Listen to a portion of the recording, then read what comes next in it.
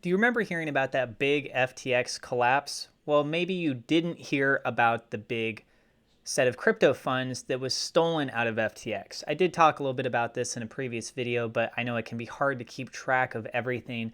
Well, we have an update. The person that stole these funds has now converted them from Ethereum to Bitcoin. We have an article link here in the description from Cointelegraph. I am not a financial advisor. This is not financial advice. Everything I'm sharing is my own opinion. It's my own research. I highly encourage you guys to go do your own research. And with that being said, let's go ahead and dive on into the news. First up here, FTX funds on the move as thief converts thousands of Ethereum into Bitcoin. According to Chainalysis, reports that the funds stolen from FTX were actually sent to the Securities Commission of the Bahamas are incorrect. According to blockchain analysis company Chainalysis, funds stolen from the FTX crypto exchange are now being converted from ETH into Bitcoin. On November 20th, Chainalysis took to Twitter to encourage exchanges to freeze these coins should the thief attempt to convert them into fiat or further obfuscate the assets through other means. Amid the controversial collapse and bankruptcy of FTX, news broke that an unknown actor had stolen 228,523 Ethereum from the exchange. The ownership of these coins, worth a whopping $268 million at time of publication, currently rank the thief as one of the largest owners of Ethereum in the world. This shows an update. FTX Hacker is now actively dumping Ethereum on chain. He has dumped about $15 million worth of Ethereum in the past 30 minutes and just prepped a fresh batch of $12 million. Still has $270 million Ethereum in main wallet. He's selling Ethereum to wrapped Bitcoin to Ren Bitcoin through aggregators like 1inch.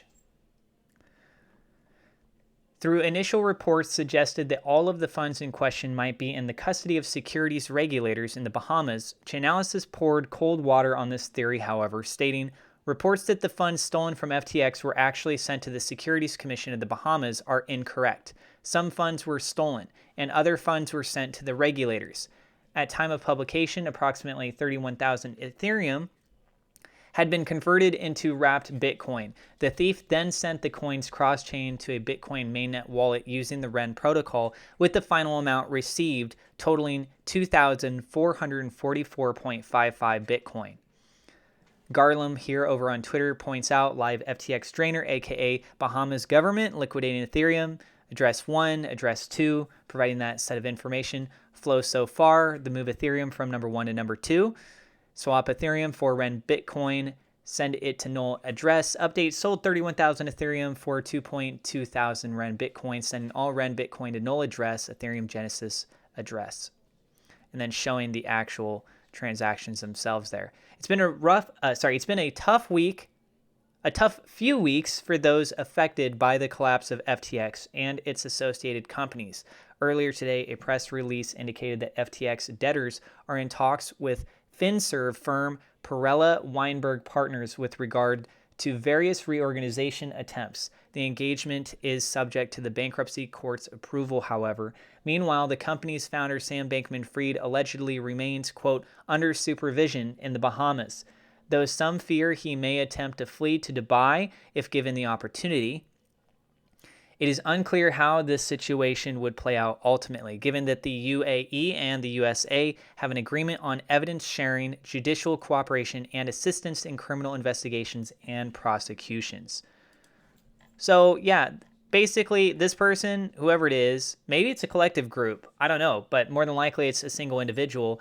They are definitely trying to make a move with these set funds. It's not like they had it set over an Ethereum side. They're waiting for all the dust to settle. Maybe people will forget about it. Maybe they move it through a whole bunch of different wallets and try and confuse everybody, get it to come back. Maybe they distribute little amounts here and then send it to this exchange or that exchange, and it's just like a small little amount. Maybe they think it's not a big deal. You know, like, oh, it's tons and tons of money here. Well, what are we talking about again? We're talking about $268 million as of the time of publication. So imagine if they're like, oh yeah, they just transferred $100,000 worth. That's nothing, right? That's nothing. Like, oh, maybe it went through 5-6 different wallets and they're like, just let that go. The rest of it's still sitting over here. We don't know what happened with that. I don't know. That we're not seeing take place. What we're seeing take place is whoever this individual is, they're looking to try and push all of this over into the Bitcoin side. And being a previous, because of all the actions that are going on here, a previous one of the top wallet holders for Ethereum, should be noteworthy that this is a considerable chunk of change on that of Bitcoin itself. And if they're converting it over to Bitcoin, chances are that they're planning to sell it onto Bitcoin. But keep in mind that also converting it over to Bitcoin would have driven up the price. We're not really seeing much action taking place on the Bitcoin price charts themselves. Perhaps if this Bitcoin was to be sold, it could cause some additional fear in the market, other people to be selling off their positions. But as it is right now, it doesn't really seem like people are reacting that heavily to it. I think people are kind of numb at the moment given the circumstances. Like if another big thing was to come out, yeah, it might have a little bit more of an impact, but it doesn't seem like everyone is, oh my gosh, it's the end of crypto. We're seeing other things come out as of late, right? For example, it looks like that there's more calls for regulation on crypto in the United States. We've heard these things time and time again, whether it be here or in India or in China or Russia. Like these are main places that we've definitely heard this over and over and over and over again. And of course, with the issues that happened with FTX, do you guys want that to happen again? Probably not, right? So to expect that there would be some new regulations coming into place, how small, how big those regulations will be, I don't know. But to me, from an outside perspective, I think some regulation is a good thing. I'm not saying regulate every single thing. I said some, right? So doing it to some degree so that instances like what happened with FTX, hopefully we can avoid that ever happening again, because then, we wouldn't have this massive mess that we're in right now. So yes, allow people to still have access to cryptocurrency. Would love for the main focus to still be on the decentralization aspect. But if you have centralized entities, which I don't see how we can not have the centralized entities when you're looking at trying to convert things back into fiat, unless you were to just completely get rid of fiat, which sure, that might be the end goal in all of this. But realistically, do we think that that's going to happen anytime soon, especially? Probably not. We'll have to wait and see what history ends up proving itself over time. But anyways, so yeah, this individual definitely under the radar right now. Lots of different exchanges looking like they're getting notified of this. I would hope that they would collectively work together on this and not just look at it as, well, our country has a different set of regulations and we're going to allow it to happen just because we're going to get our cut of this.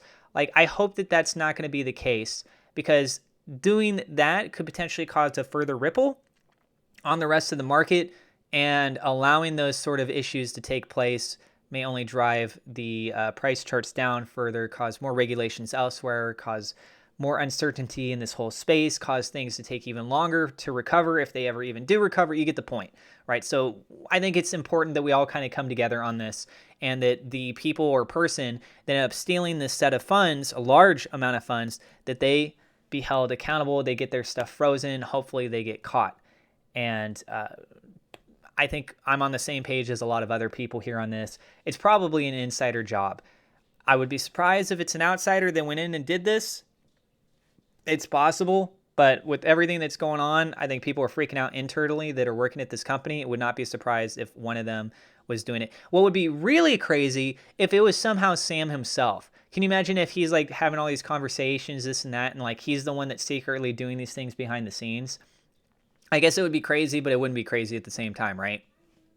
What do you guys think? Tell us down in the comments below your thoughts on this. Again, I'm not a financial advisor. This is not financial advice. Please go do your own research. I'm going to have another video up here. I might be doing it this evening. There's a good chance it's going to be this evening, and that is a sponsored video. I know you guys are not used to checking out sort of these new based projects, but if you get a chance to go check it out, just learn about their project. No obligations, of course, just sharing the information on it would really help out. And I hope that you guys enjoyed this video. If you're new, don't forget to hit subscribe, hit the thumbs up like button. And also thank you to my Patreon supporters. Double shout out thank you to WeLoveSafeMoon.com, Victor Vegas, SafeMoon Oz for being higher level patrons. Also thank you to my YouTube members for your guys' support. And if you're new to the if you're new to the channel, don't forget to hit subscribe. God bless. We'll see you guys in the next episode.